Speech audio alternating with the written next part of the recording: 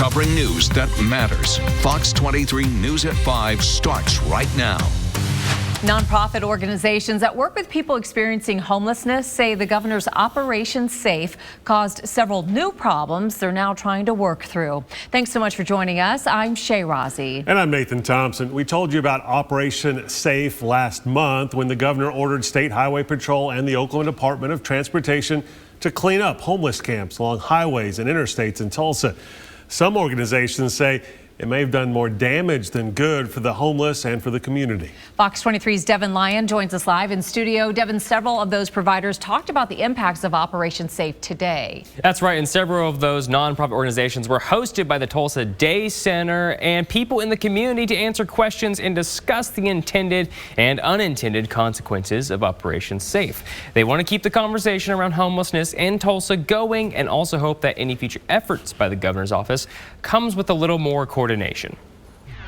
We don't do business this way. We don't. This is not ideal. This is not how we expect you to be treated, and we're going to make it known. This doesn't feel like how Tulsa does things. 4 of Tulsa's most active homeless outreach organizations, John 3:16 Mission, Youth Services, Tulsa Day Center, and the Tulsa Be Heard movement, sat down for a panel discussion, all raising serious concerns about the impacts of Operation Safe. Our outreach teams rely on knowing where those campsites are, because that's without an address, that's how they track down that individual that they're trying to connect to housing. In just 2 weeks of last month, the governor's office says Operation Safe cleared 60 camps and removed over 1 million pounds of debris. More than 200 people were forced to pack up and leave. Outreach teams say that set them and the people they serve back. A big part of the struggle is when mass displacement happens like that, especially without coordination with service providers, it's hard to keep track of everybody and where they went. And then another struggle that we're finding is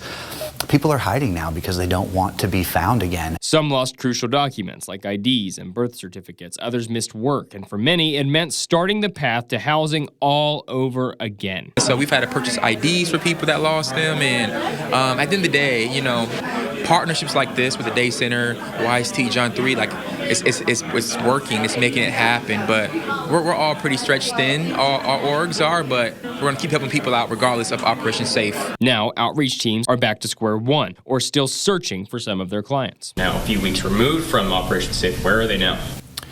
A little bit of everywhere. So we're still finding them. We're still relocating people in new spots. And now our teams out there in the field are tasked with finding those new locations and making sure that we're aware of them and that services are coming to there, and that not only are we getting services to them, but we're working on housing from where they are, because that really is the core component of this, and that's how we end homelessness, is with housing. So trust is important for that next step. And so people want to be housed. They don't want to be experiencing homelessness, right?